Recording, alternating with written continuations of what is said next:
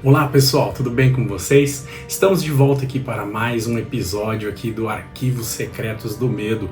Hoje eu trago para vocês aí o caso da chacina da Candelária, que aconteceu no centro do Rio de Janeiro, onde 8 jovens perderam a sua vida.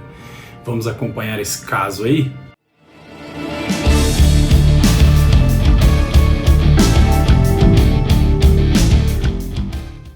Isso aí pessoal, trago para vocês hoje aí o caso da chacina da Candelária. Candelária é uma igreja no centro do Rio de Janeiro, para quem não sabe, uma igreja bem antiga, histórica, né?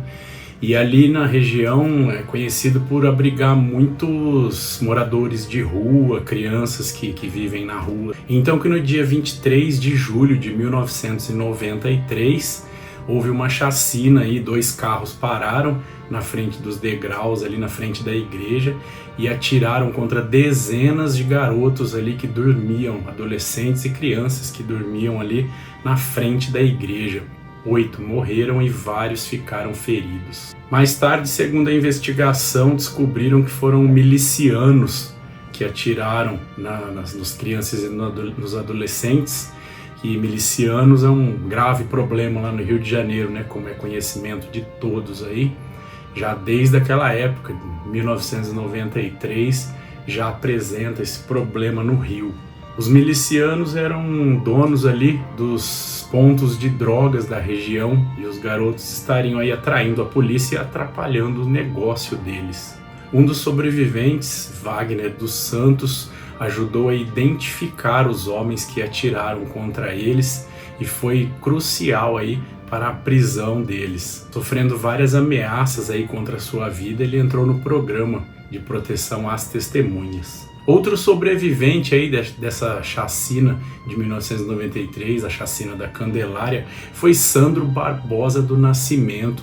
Sandro Barbosa do Nascimento ficaria muito conhecido no ano de 2000, aí, 7 anos depois da chacina, como o sequestrador do ônibus 174, que nós veremos aí nos episódios posteriores, eu vou apresentar para vocês. Então vamos lá agora conhecer mais dessa história da chacina da Candelária.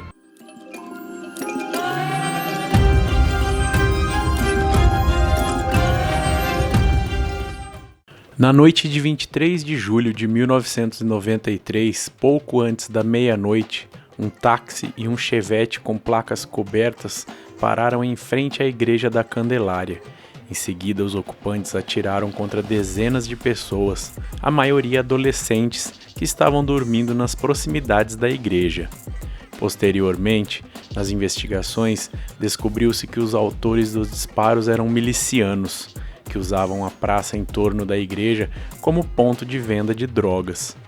Como resultado, 6 menores e 2 maiores morreram e várias crianças e adolescentes ficaram feridos. Segundo estudos realizados por associações ligadas à Organização Anistia Internacional, 44 das 70 pessoas que dormiam nas ruas naquela região perderam a vida de forma violenta. A maioria das vítimas eram pobres. Os nomes dos 8 mortos no episódio encontram-se inscritos em uma cruz de madeira erguida no jardim de frente da igreja. Paulo Roberto de Oliveira, 11 anos, Anderson de Oliveira Pereira, 13 anos, Marcelo Cândido de Jesus, 14 anos, Valdevino Miguel de Almeida, 14 anos, Gambazinho, 17 anos, Leandro Santos da Conceição, 17 anos, Paulo José da Silva, 18 anos, Marcos Antônio Alves da Silva, 19 anos. A investigação do ato levou até Wagner dos Santos, um dos adolescentes que sobreviveu, apesar de ter sido atingido por 4 tiros. Santos sofreria um segundo atentado em 12 de setembro de 94, na Estação Central do Brasil, e a partir de então o Ministério Público o colocou no programa de proteção a vítimas e testemunhas ameaçadas. Seu testemunho foi fundamental no reconhecimento dos envolvidos. Wagner deixou o país com a ajuda do governo federal e sofre de sérios problemas de saúde. No decorrer do processo, foram indiciadas 7 pessoas no total, o ex-policial militar Marcos Vinícius Emanuel Borges, os policiais militares Cláudio dos Santos e Marcelo Cortes, o serralheiro Jurandir Gomes França, Nelson Oliveira dos Santos, Marco Aurélio Dias de Alcântara e Arlindo Afonso Lisboa Júnior. Cláudio, Marcelo e Jurandir foram inocentados no processo.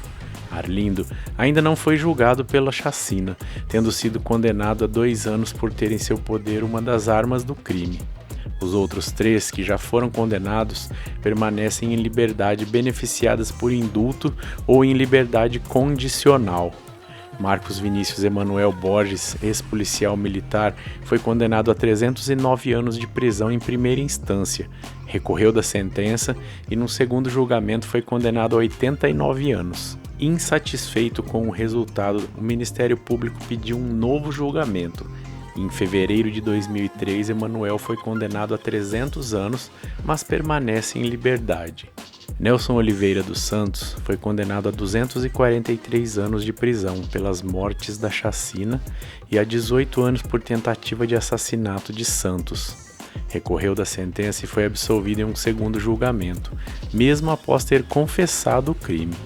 O Ministério Público recorreu e no ano de 2000, Nelson foi condenado a 27 anos de prisão pelas mortes e foi mantida a condenação por tentativa de assassinato, somando uma pena de 45 anos. Nelson Oliveira dos Santos também já está solto. Atualmente ele está em liberdade condicional por outros crimes, segundo o Tribunal de Justiça do Rio. Marco Aurélio Dias de Alcântara foi condenado a 204 anos de prisão e também foi liberado da prisão.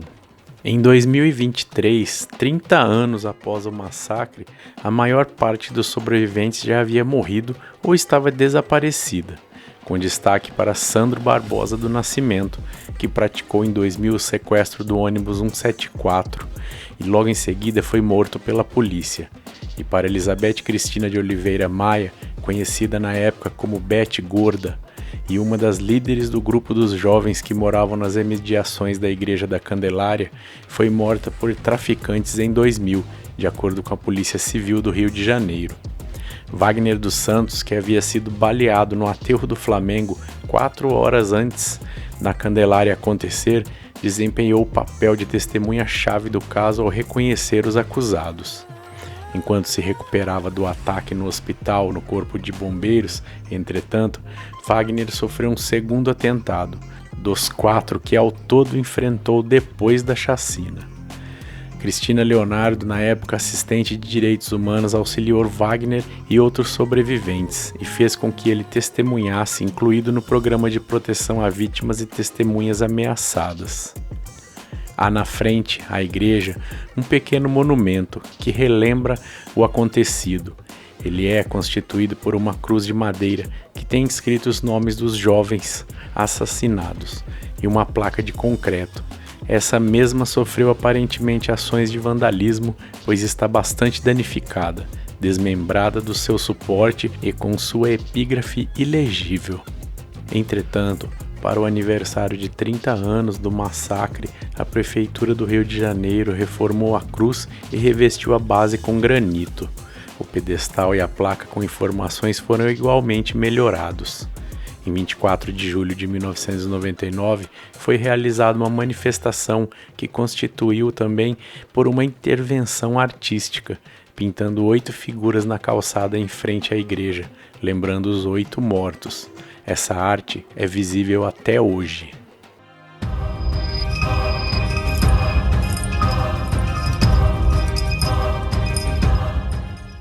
E é isso aí, pessoal. Muito obrigado por vocês estarem acompanhando o canal aí, o nosso Arquivos Secretos do Medo. E eu convido vocês aí para deixar o seu comentário, deixa o seu like aí, deixa o seu comentário. Se der para hypar o vídeo também, eu agradeço. Tem muita gente que não sabe ainda, mas tem uma opção ali embaixo quando você dá o like, escreve lá, você quer hypar este vídeo. Vai lá, dá uma hypada no vídeo que o vídeo sobe e ajuda o canal aí, beleza?